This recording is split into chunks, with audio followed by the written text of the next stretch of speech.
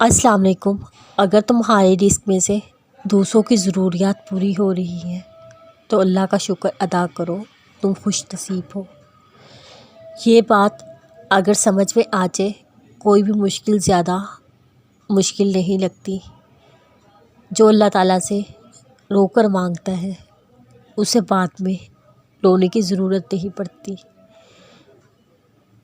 میں قربان جاؤں اس رب پر جو دروازہ بھی وہاں سے کھولتا ہے جہاں سے سوچا بھی نہیں ہوتا۔ وہ تمہیں بے حساب دینے کے لیے آزما رہا ہے۔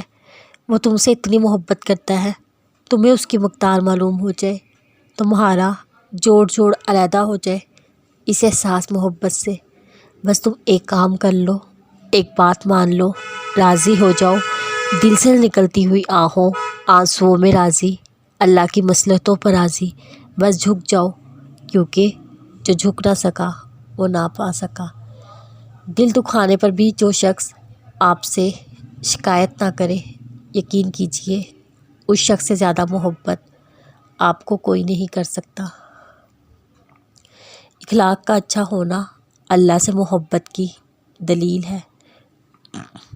ہمیشہ کے لیے کچھ نہیں ہوتا، اپنے آپ کو دباؤ کا شکار نہ بنائیے۔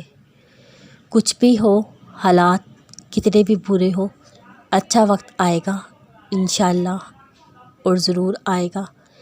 جب دل اداس ہو سورۃ الرحمن پڑھا کرو، یقین کرو بہت سکون ملتا ہے۔ لوگوں کے رویوں پر رونا چھوڑ دے، بس ایک چیز سیکھ لے، اپنے معاملات اللہ پر چھوڑنا سیکھ لے۔ دعائیں آپ کی زندگی کو خوبصورت بنا سکتی ہیں۔ اللہ سے دوستی کیجیے۔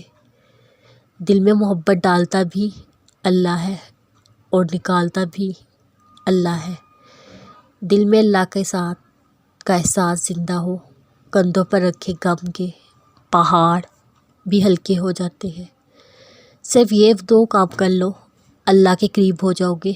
خوش اخلاقی سے پیش آیا کرو، دوسروں کا بوجھ اٹھایا کرو۔ خود کو اللہ کی رضا کے سامنے ایسے ڈال دو جیسے سمندر میں تیرتا ہوا لکڑی کا بے جان سا ٹکڑا۔ کسی کو اس کی ذات اور لباس کی وجہ سے حقیر نہ سمجھنا، کیونکہ تمہیں دینے والا، اسے دینے والا ایک اللہ ہی ہے۔ اور اگر نہیں ہو رہا تو دعا سے نصیب بھی بدل سکتا ہے۔